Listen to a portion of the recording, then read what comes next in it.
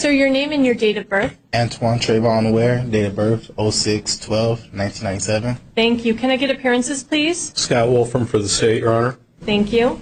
Amy Kalman and Eleanor Knowles on behalf of Mr. Ware, who is present and in custody.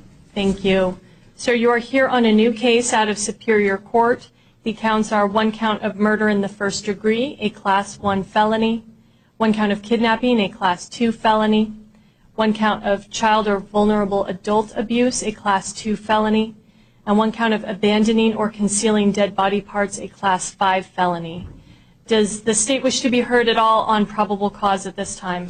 Your Honor, Imagine this. A young mother leaves home for what should have been a simple meeting. She tells her family she's going to see her ex. She just wants answers. Hours later, her 7-month-old daughter is found, alone, abandoned on the side of the road in the cold night air. But Jasmine Dunbar is nowhere to be found. And then, the unthinkable. Police make a horrifying discovery: Jasmine's body, burned beyond recognition in a deserted field. What was supposed to be a routine paternity test turned into a nightmare. But what really happened that night? What could drive someone to not only take a mother's life, but leave an innocent baby behind like discarded trash? And more importantly, could this have been prevented? Before she became a headline, before her name was linked to tragedy, Jasmine Dunbar was simply a young woman trying to build a life for herself and her daughter. At just 21 years old, she was a mother, a daughter, a friend. She was loved. Jasmine had dreams that were cut short. She had a 7-month-old baby girl, a child she adored. Like any young mother, she wanted the best for her daughter. She wanted to give her a future, a sense of security, a stable home. But life wasn't always easy. She had been in a relationship with Antoine Ware. And while their romance had ended, there was still one thing left unresolved: the paternity of her daughter. That lingering question led Jasmine to meet with Ware that night. She needed clarity, not just for herself, but for her child. She wanted answers. She wanted responsibility to be taken. Maybe she thought it would be a simple conversation. Maybe she believed he would step up, that they could finally put the past behind them and focus on what really mattered: their baby. But Jasmine never got that chance.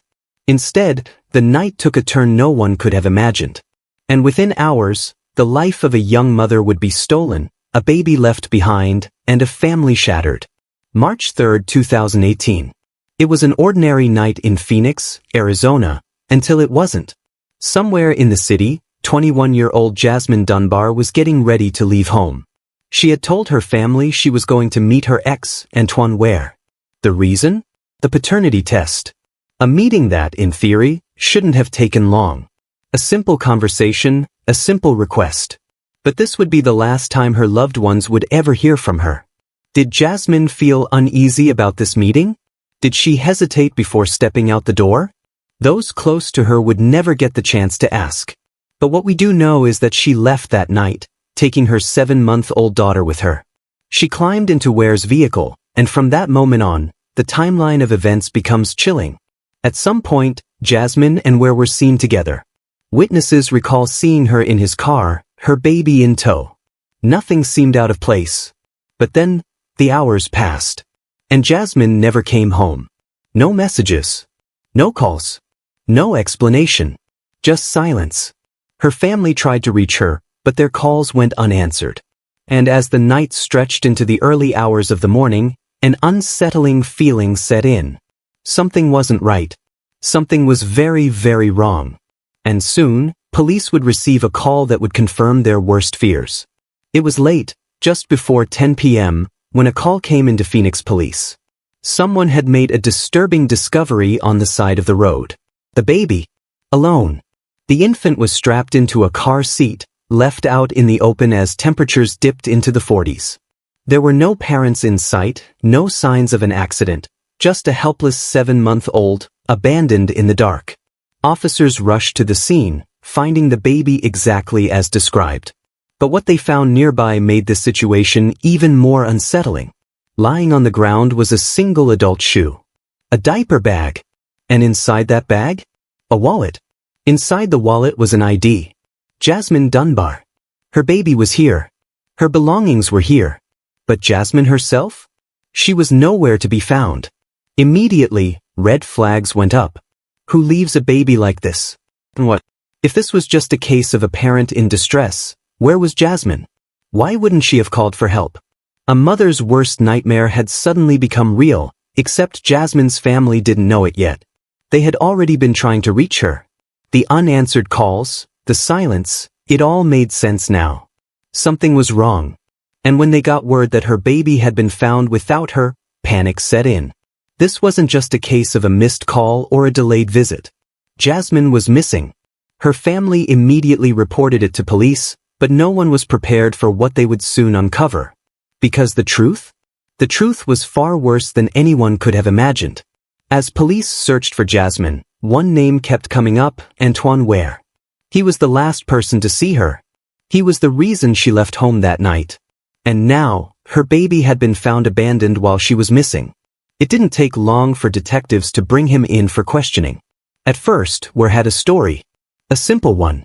He told police he had picked up Jasmine and the baby, but after a brief argument he dropped her off back at home and left. But something wasn't right.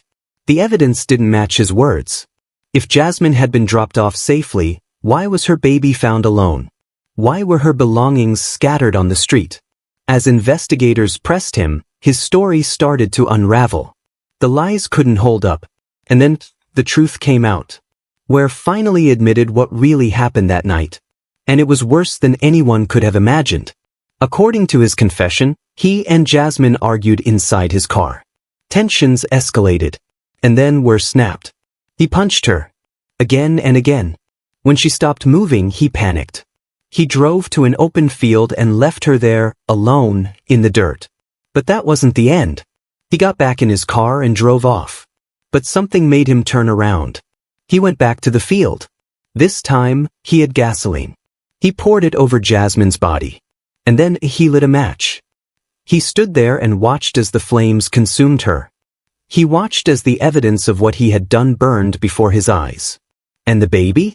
Before any of this, before he set Jasmine's body on fire, he had driven to another part of town. He left the 7-month-old in her car seat on the side of the road. He told police he did it in a place where he thought someone would find her. As if that made it any less monstrous. A mother beaten and burned. A baby abandoned in the cold.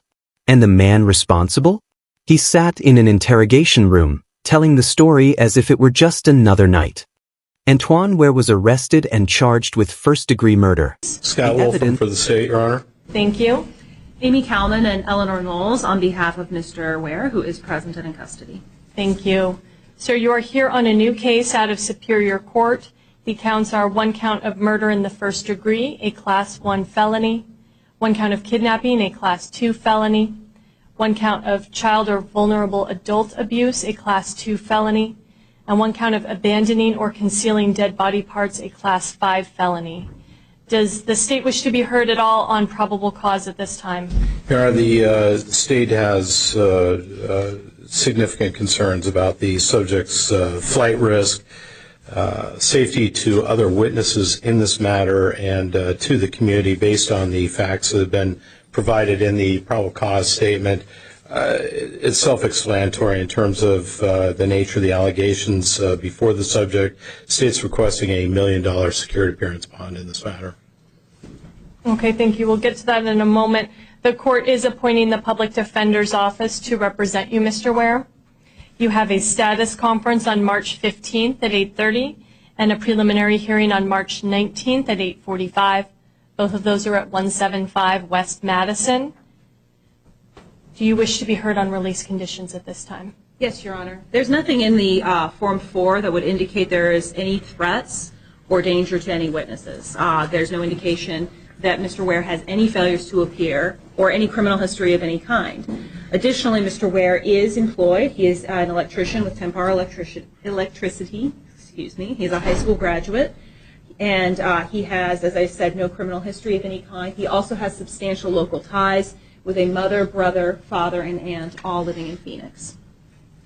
Okay. Anything else from either party? No, Your Honor. Okay.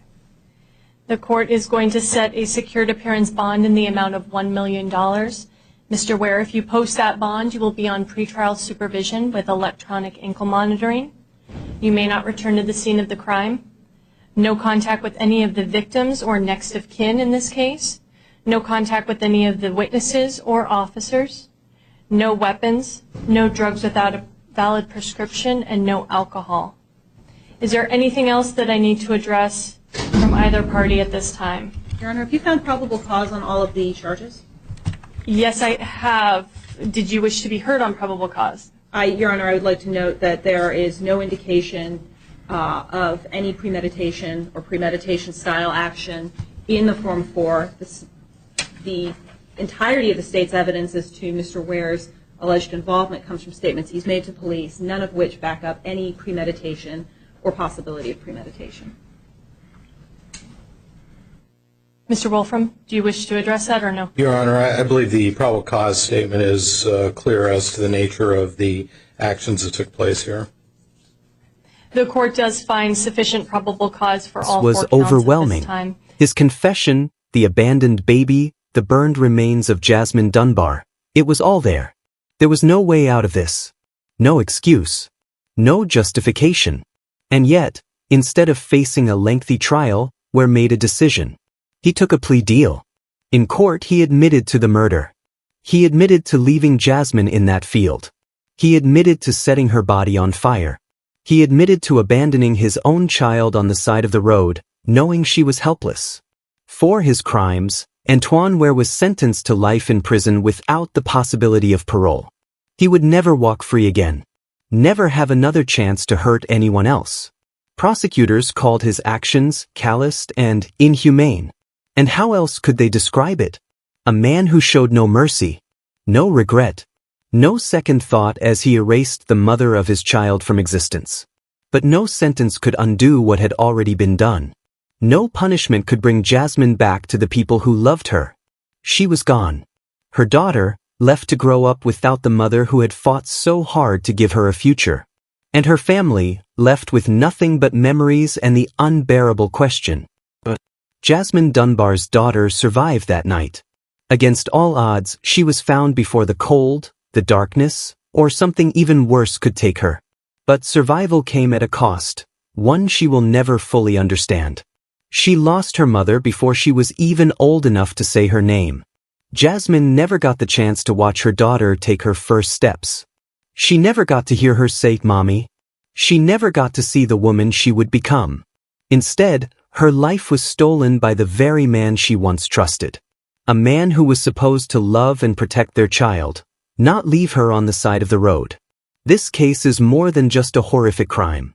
It's a reminder of something far bigger, the dangers of domestic violence, the risks that so many women face when trying to co-parent with someone who may not have their best interests at heart. Jasmine didn't go out that night expecting danger. She went out seeking answers, closure, and accountability. Instead, she was met with violence. And that raises an important question. How could this have been prevented? Should paternity disputes be handled differently to protect women in vulnerable situations? Should there be safer ways to navigate these conversations? Let's talk about it in the comments. Jasmine Dunbar deserved better. Women in her situation deserve better. And maybe, just maybe, by having these conversations, we can help prevent another tragedy like this from happening again.